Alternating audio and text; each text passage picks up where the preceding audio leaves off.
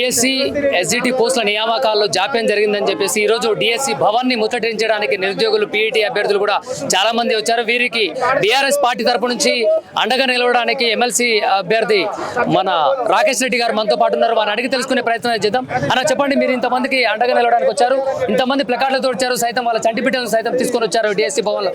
ఏంటి వాళ్ళ సమస్య ఏంటి? దాని నియామకాల్లో జాప్యం జరగడానికి కారణం ఏంటి? ఈ రాష్ట్రంలో కాంగ్రెస్ ప్రభుత్వం అధికారంలోకి రావడానికి ప్రధాన కారణం రాష్ట్ర యువత. 2 లక్షల ఉద్యోగాలు ఇస్తాం, జాబ్ క్యాలెండర్ ఇస్తాం, మెగా డిఎస్సి వేస్తాము అంటే ఆశపడి రాష్ట్ర యువత అంతా కూడా కాంగ్రెస్ పార్టీకి ఓట్లు వేస్తే కాంగ్రెస్ ప్రభుత్వం వచ్చింది.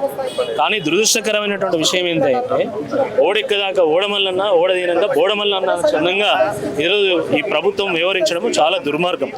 ఎన్నికలు అయిపోయినాక ఎన్నికల సామాగ్రిలాగా వీళ్ళని వాడుకొని వదిలేసింది తప్ప ఇప్పటివరకు నియామకాలు లేవు. మెగా డిఎస్సి అన్నారు కానీ వేసిన పోస్టులు కేవలం 10-11 వేలు మాత్రం. ఆల్రెడీ బీఆర్ఎస్ ప్రభుత్వం 5,000 పోస్టులు నోటిఫికేషన్ చేసింది.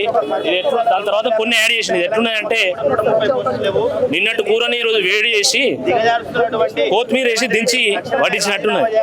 వేసిన నోటిఫికేషన్ బీఆర్ఎస్ పార్టీ దానికి కొంత యాడ్ చేస్తారు. మెగా డిఎస్సి 25,000-30,000 పోస్టులు ఇస్తామన్నారు. ఏమైంది? రాష్ట్ర వ్యాప్తంగా ఈరోజు ఆల్రెడీ ఇప్పటికే టీచర్లలో ఆందోళన ఉంది. తనిఖీల పేరు మీద పంపుతున్నారు, కనీసం సరైనటువంటి సంఖ్యలో టీచర్ లేరు. మేము ఏం చేస్తాము, క్వాలిటీ ఎట్లా, క్వాలిటీ ఎడ్యుకేషన్ ఎట్లా అని చెప్పి టీచర్లు మొత్తుకుంటుంటే వీళ్ళది కనీసం ఫిల్ చేయరు.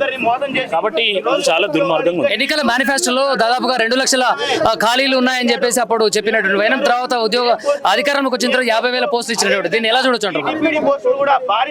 ఇది కాంగ్రెస్ ప్రభుత్వానికి చిత్తశుద్ధి లేదు, ఏది పడితే అది మాట్లాడతాను. ఇది ఎట్లున్నాయంటే మందికి పెట్టిన బిడ్డను నా బిడ్డ అని చూపెట్టుకున్నట్టు ఉంది. అంతే తప్ప ఇందులో ఏమి లేదు.